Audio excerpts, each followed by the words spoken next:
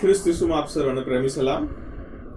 લેન્ટ સિઝનના 40 દિવસના મરણો બાદ પુનરુત્થાન દિવસની ઉજવણી કર્યા બાદ આજે ફરીથી એકવાર આપની સમક્ષ એક નવી શ્રેણી લઈને હાજર રહ્યો છું. અને તે શ્રેણીનું શીર્ષક છે પઝલિંગ પેસેજીસ ઓફ પોલ.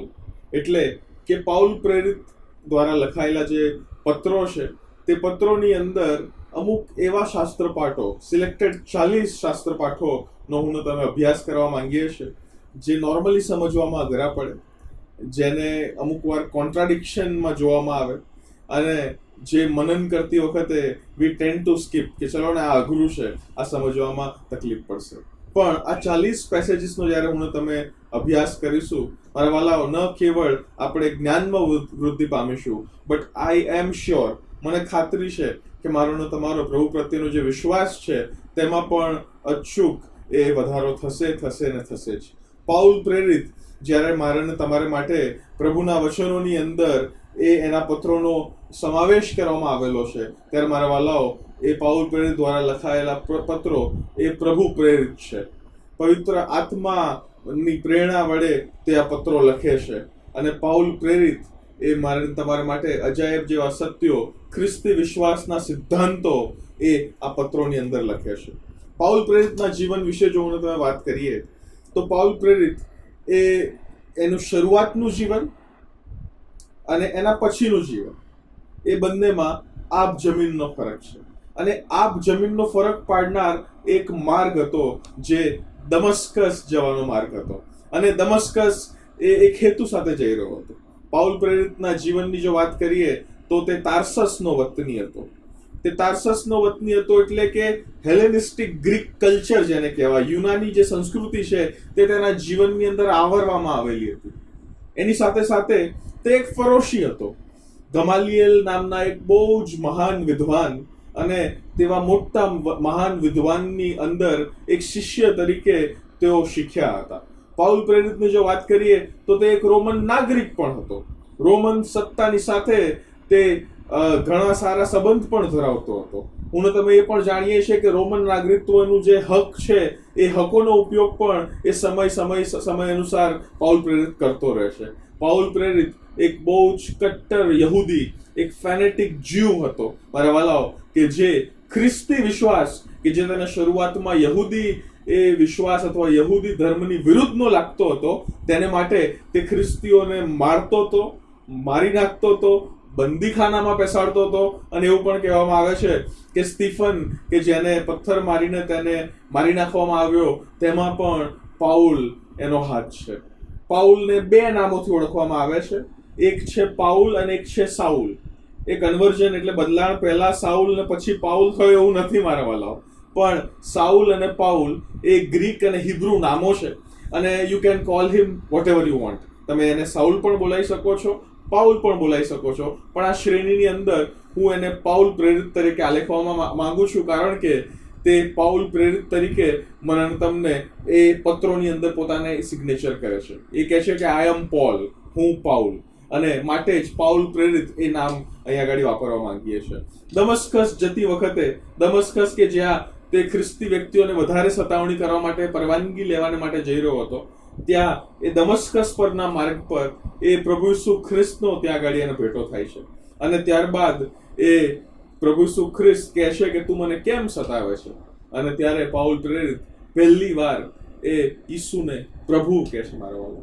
ત્યાં એનું જીવન પરિવર્તિત થઈ જાય છે. એ થોડા દિવસો માટે તેની આંખની જે દર્શન છે તે દર્શન જતું રહેશે. He is not able to see, he is not having no vision. અને થોડા દિવસ પછી જ્યારે પ્રભુનો સેવક ત્યાં પ્રાર્થના કરવા માટે આવે છે ત્યાં એનું વિઝન રિસ્ટોર થાય છે. પણ એ વિઝન જે રિસ્ટોર થાય છે મારા વાલાઓ, પહેલાના વિઝનમાં અને પછીના વિઝનમાં there is a big difference. પહેલાનું વિઝન એ ખ્રિસ્તીઓને સતાવવાનું હતું. પહેલાનું વિઝન એ ખ્રિસ્તીઓને બંદીખાનામાં નાખવાનું હતું. પહેલાનું વિઝન એ કટ્ટર યહૂદી તરીકે નિયમને ડિફેન્ડ કરવાનું હતું. પણ પછીનું જે વિઝન છે જે પ્રભુના સેવકની પ્રાર્થના બાદ એને જે ફરી વિઝન જેનું રિસ્ટોર થાય છે, not only physically but spiritually, એ બીજું વિઝન એ ખ્રિસ્તની સુવાર્તાનો પ્રચાર કરવાનું હતું. બીજું વિઝન એ ખ્રિસ્તની સેવા કાર્યને સમજવાનું હતું. બીજું વિઝન એ ખ્રિસ્તના મિશનને, ખ્રિસ્તની સુવાર્તાને અલગ અલગ ખંડોની અંદર પ્રચાર કરવાનું એ વિઝન બની જાય છે મારા વાલાઓ. અને ન કેવળ એટલું જ, પણ પાઉલ પ્રેરિત એ પોતાના યહૂદી જે તેનું જ્ઞાન હતું, એ જૂના કરારનું જે જ્ઞાન હતું, તે એના પત્રોની અંદર એ ખ્રિસ્તને સેન્ટરમાં રાખીને એને ઇન્ટરપ્રેટ કરીને મારે તમારે આગળ મૂકે છે મારા વાલાઓ. પાઉલ પ્રેરિત એ મારે તમારે માટે બહુ જ અગત્યનું પાત્ર બની રહે છે, કારણ કે પાઉલ પ્રેરિત એક અર્બન સેટઅપનો મિશનરી હતો.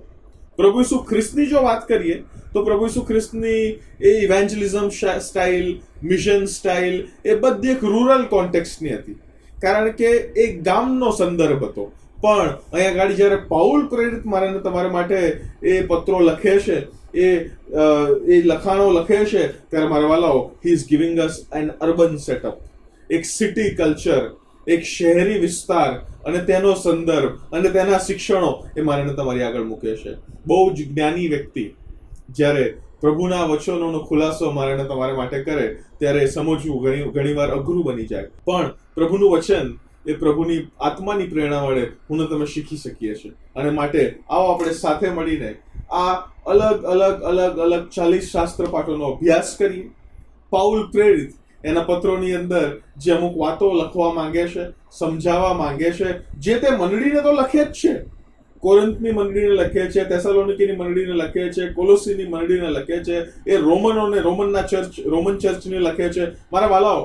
પણ એ બધા પર્ટિક્યુલર કોન્ટેક્સ્ટની સાથે એ બાઇબલનો જે યુનિવર્સલ કોન્ટેક્સ્ટ છે, બાઇબલનો જે ગ્રેન્ડ નરેટિવ છે, એની અંદર આ પત્રો કેવી રીતના સેટ થાય છે, આ પર્ટિક્યુલર કોન્ટેક્સ્ટ કેવી રીતના યુનિવર્સલ કોન્ટેક્સ્ટ બને છે, અને આજના સમયમાં પ્રેઝન્ટ કોન્ટેક્સ્ટ એટલે આજના સંદર્ભમાં મારે તમારા માટે કેટલો લાગુ પડે છે, એ હું તમે સમજવા માંગીએ છીએ. કારણ કે ઘણી બધી વાર ઘણા બધા શિક્ષણોને આપણે એમ કહીએ છીએ કે ભાઈ એ તો એ 2000 વર્ષ પહેલા લખાયું હતું, એનું અત્યારે કોઈ રેલેવન્સ નથી. પણ ના મારા વાલાઓ, પ્રભુનું વચન એ આત્માની પ્રેરણા વડે લખાયેલું વચન છે. માટે એ પ્રભુનું વચન જે છે તે મને તમને આજની તારીખમાં પણ એટલું જ લાગુ પડે છે જેટલું આજથી 2000 વર્ષ પહેલા લાગુ પડતું હતું. પણ એનો અર્થ, એનો સંદર્ભ અને એનો જે ખરો અનુવાદ છે, એનો જે ખરો તર્જુમો છે, તે જ્યાં સુધી હું તમે નથી સમજતા ત્યાં સુધી એ વચનોનો ખરો અર્થ સમજી શકતા નથી. ઘણી બધી વાર આપણે પ્રભુના વચનોમાંથી કલમો, એના સંદર્ભોમાંથી બહાર કાઢીને એને સમજવાનો પ્રયત્ન કરીએ છીએ. That is not going to help. આવો આપણે સાથે મળીને પ્રભુના વચનોને, એ પ્રભુના વચનોના સંદર્ભની અંદર અને આજના સંદર્ભની અંદર હું તમે સમજવાનો પ્રયત્ન કરીએ. પાઉલ પ્રેરિત એ અલગ અલગ પત્રો લખે છે, શિક્ષણ આપે છે, સૈદ્ધાંતિક શિક્ષણ આપે છે, એ રોજિંદા જીવન માટે શિક્ષણ આપે છે, કૌટુંબિક જીવન માટે શિક્ષણ આપે છે, મંડળી માટે શિક્ષણ આપે છે. એ બધાને આવરીને 40 અલગ અલગ પેસેજીસ દ્વારા હું તમે એ શીખવાનો પ્રયત્ન કરીએ, સમજવાનો પ્રયત્ન કરીએ.